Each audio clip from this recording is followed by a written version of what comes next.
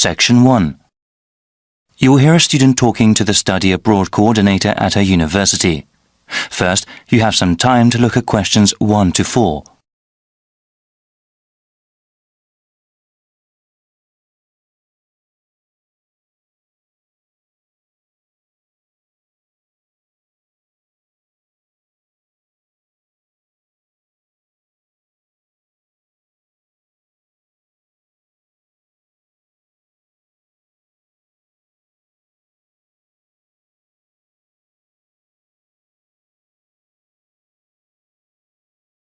Now we shall begin.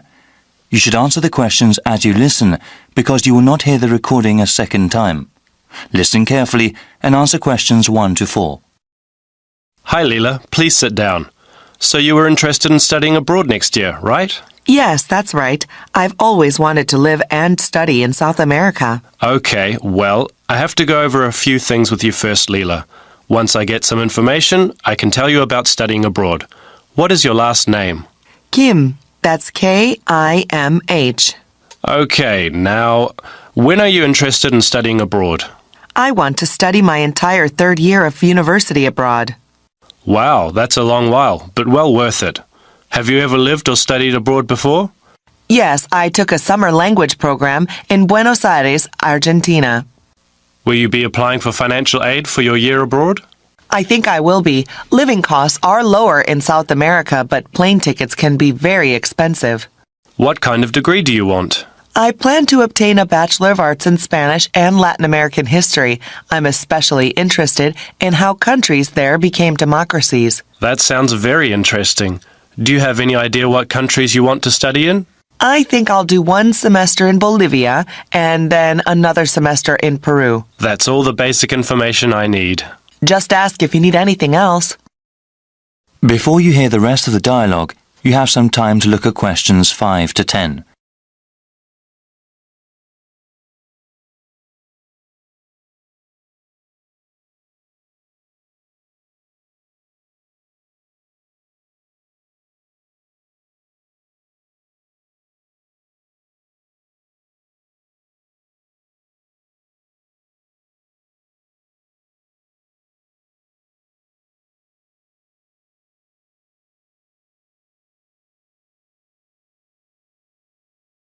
Now listen and answer questions 5 to 10. Now, Leela, there are some things I have to explain to you about going abroad for a year. You know that it can be difficult at times. Yes, actually, I had a friend who went to China for just a semester. She said the language barrier was quite a problem. Actually, not only is there a language barrier, there are also cultural differences that can make living or studying in another country very difficult. You mentioned going abroad before, but over the course of a year, some people can experience severe loneliness. I think I'm prepared to deal with that. Also, you have to be organized when it comes to applying for your study abroad program. Our university here may not accept every course you take abroad. You have to make sure with your academic advisor about which ones are appropriate and will count towards your degree. Understood. Thanks for the advice. Actually, I did want to go over the application procedure briefly with you. I read it on the website, but... Yes, it can be slightly confusing. First of all, please remember to keep your grade point average at 3.2 or above. There are high standards for those sponsored by the school to study in another country. Once you have declared your major, you can begin your research into which programs you want to go to. After filling out the appropriate application, you will submit them to the Office of Study Abroad. After they review your materials, you will be informed about whether or not you can study abroad under the university's name. You will also be informed about how much financial aid you will receive. Sounds slightly daunting. Well, from what I have seen, I don't think you need to worry. Okay then, I'll print the forms from the online website now and get started. Good luck, Leela. Thank you so much. No problem. If you have any other questions, please email or call. I will. Bye then. That is the end of section 1. You now have half a minute to check your answers.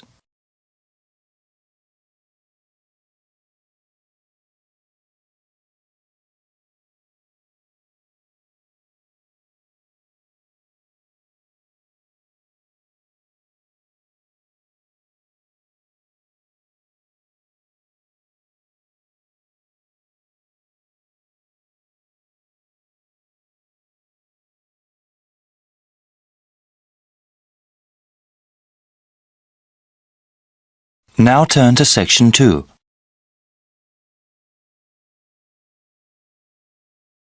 Section 2.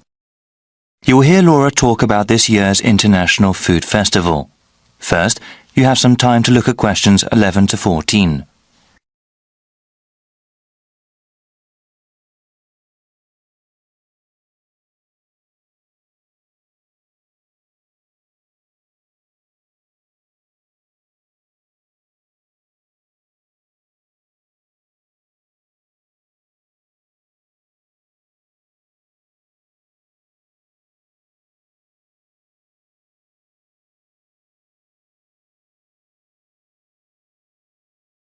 Now listen to the first part of the talk and answer questions 11 to 14. Good morning, everyone. Today we have a special guest speaker. Laura Lanthor is director of the International Food Festival this year. Laura, can you tell us about what to expect at the festival? Of course, Vincent. This spring, people in the city can go to the 7th Annual International Food Festival. This is a special event for the whole family. I do have to tell you, though, we are holding it at a different date than before. Easter is exceptionally early this year, and if the festival were held as usual, it would have fallen on the same weekend. This year, the festival will be held on the first week of April, before Easter. The festival will be held at the Walker Field grounds and will be divided into 4 main areas. There will be a Western food area with authentic representations of European cuisine. There will also be an East Asian section with chefs and products from Japan, Korea, and China. A South Asian section will have food from India, Vietnam, Thailand, and Indonesia. For the first time this year, we will also have a Latin American section where people can try things from Mexico, various Caribbean countries, and South America. There will also be special booths where people can learn about all these cuisines. This year, we are expanding the cooking workshop and demonstration portion of the festival. Attendees last year really seemed to like learning about food and having a hands-on experience. Before you hear the rest of the talk, you have some time to look at questions 15 to 20.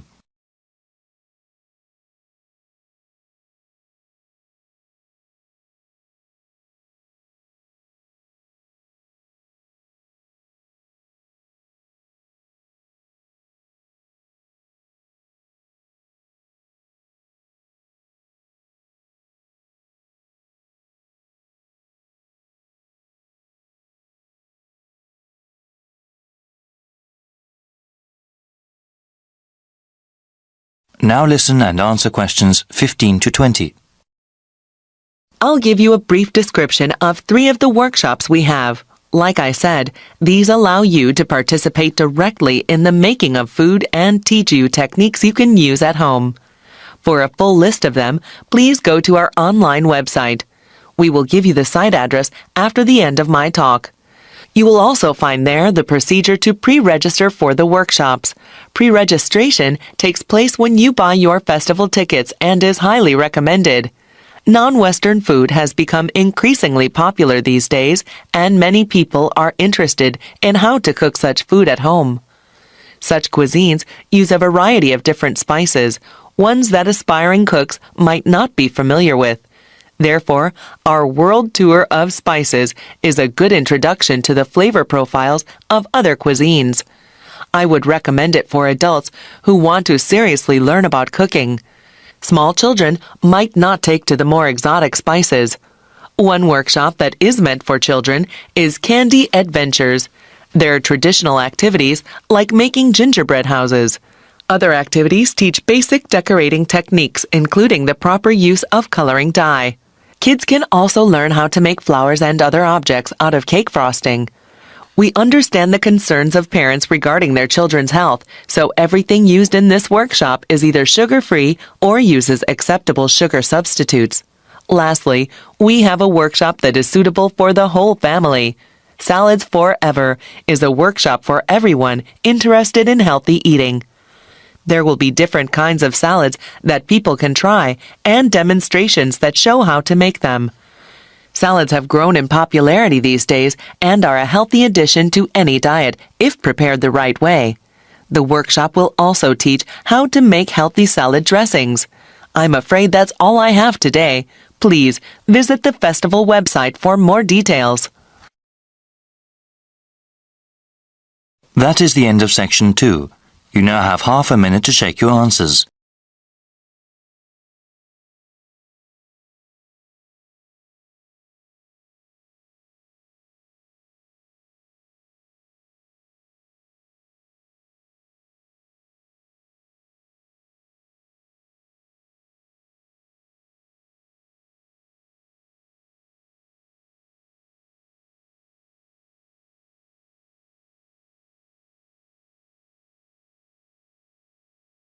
Now turn to section 3.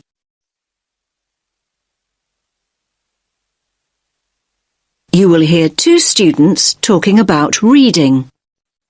First, you have some time to look at questions 21 to 24.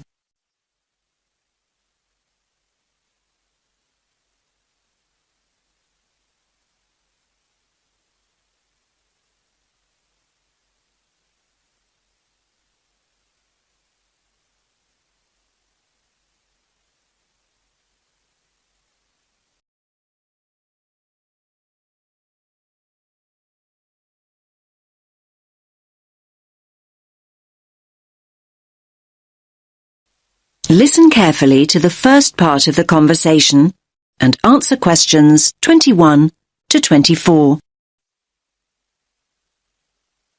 Hi, Milena. How's your research for your assignment going? Which assignment, Josh? The one on sustainable transport. It's due in on Friday. Oh, I've not nearly finished it. I've still got so many articles to get through. In fact, I need to read another 2 books on the reading list before I can even think about writing it up. It doesn't help that I'm a really slow reader. Well, why don't you practice speed reading, just like me? Oh, let me into your secret. If anything, if I don't get a move on, my assignment is going to be late. What exactly is speed reading anyway? Well, speed reading basically means reading faster and more efficiently. It can make such a difference. I've noticed the benefits already, and I've only been doing it a few weeks. Sounds good. What benefits are we talking exactly? Well, the majority of people read at an average rate of 250 words a minute. So that means that an average page in a book or document would take you around 1 or 2 minutes to read. So up to 2 minutes a page? That sounds quite fast to me. I reckon I spend at least 5 minutes on each one. But just think about it. Imagine if you could double that rate to 500 words a minute. You could zip through all the articles and books in half the time. Another thing is that it can help you understand the basic structure of an idea or an argument much better. Now you have some time to look at questions 25 to 30.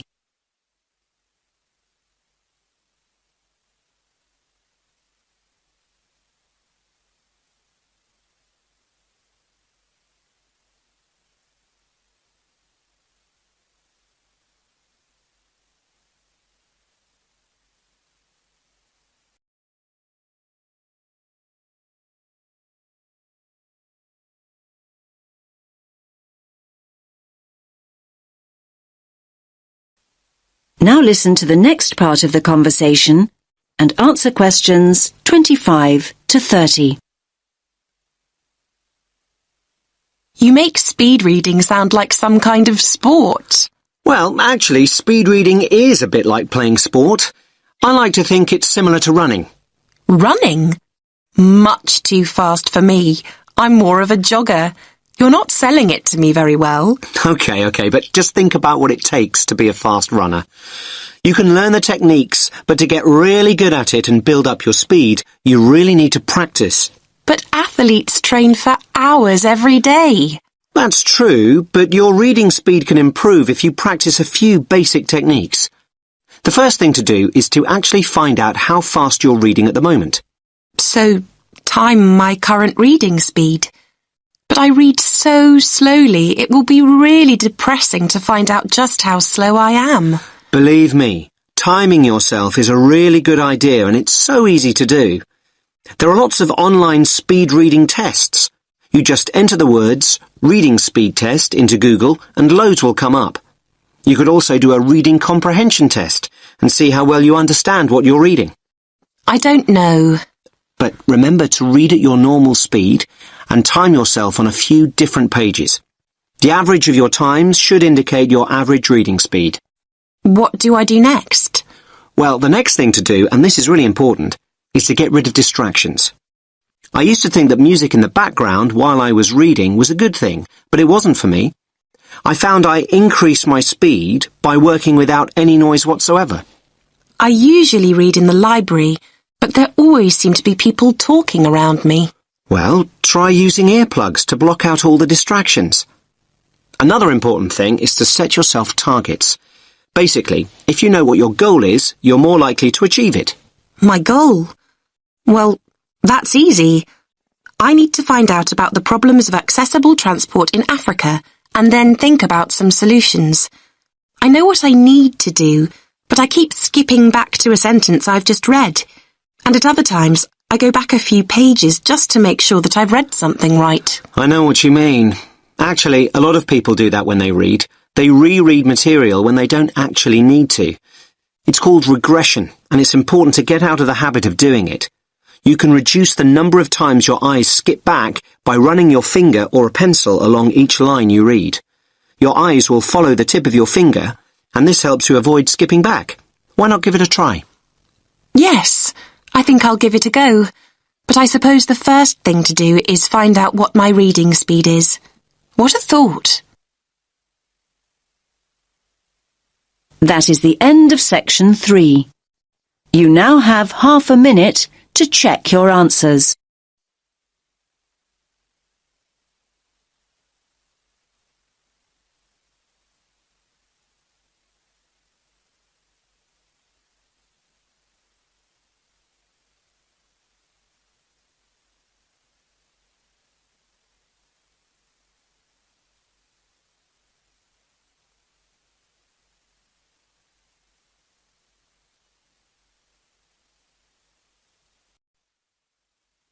Now turn to section 4. You will hear a man talking about tourism and the environment. First, you have some time to look at questions 31 to 40.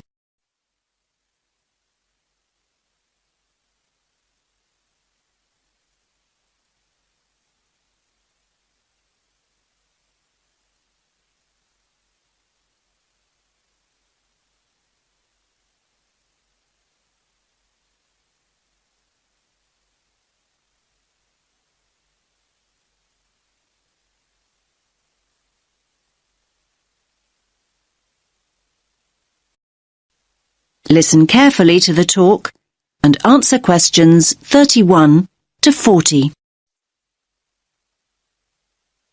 Good morning, everyone. Let's make a start. Now, over the last few weeks, we've looked at some key areas in the travel and tourism module. We've already charted the origins and development of tourism, and we've also looked at the negative effects of tourism on both local communities and the environment. So, in this lecture, we're going to focus on ways in which tourists can actually benefit local people and natural areas if they travel responsibly. And this kind of travel is known as ecotourism. Now, there's no one definition of ecotourism. In fact, it can be interpreted in a number of different ways. This means it represents different things to different people. And sometimes people misunderstand ecotourism altogether.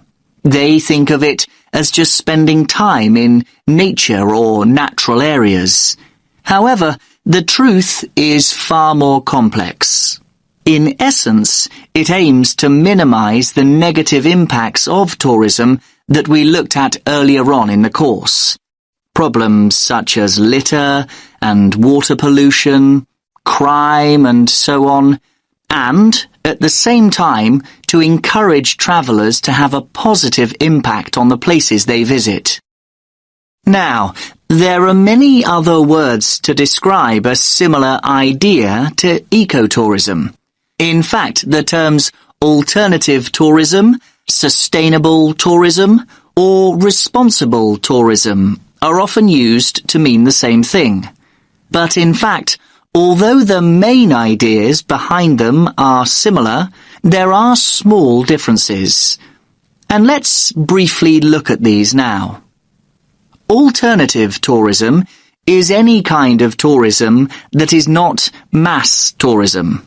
And by mass tourism, we mean hundreds, if not thousands of people going on, for example, their 2 weeks a year beach holidays or traditional sightseeing tours. Alternative tourism includes travel such as backpacking and adventure holidays. And the term alternative also includes ecotourism, which is what we are mainly focusing on today. Now, what about sustainable tourism? Sustainable tourism has the same ideals as ecotourism, but it isn't limited to natural areas. So, you can have a sustainable tourist experience in a city or a town. And then we have responsible tourism. What does that mean exactly? Now, basically, this involves acting responsibly and respectfully as a guest when we travel overseas. And what do we mean by respectful? Well, being respectful might involve asking permission to take photographs, or go into someone's home observing some of the customs of the local community, such as dress, or making an effort to learn the language. Now, ecotourism can be passive or active. So, what do we mean by passive tourism? Well, let's think of some specific examples. A passive tourist might buy their holiday package from a company that donate part of their profits to local charities. Or a passive tourist might book environmentally friendly accommodation. This means choosing to stay in a hotel which may use solar power as a source of energy, or changes sheets and towels for their guests less frequently. Now, active ecotourism's a way for people to enjoy everything that nature has to offer, and at the same time enable them to leave a positive mark on the environment. Now, this kind of ecotourist is sometimes referred to as a voluntourist. That's a combination of volunteer and tourist. You get the idea. Now, voluntourists prefer to experience a new place in an active way. And this doesn't mean sitting in a tourist bus or listening to a pre-recorded guide. Basically, they want to physically connect with the place they're visiting.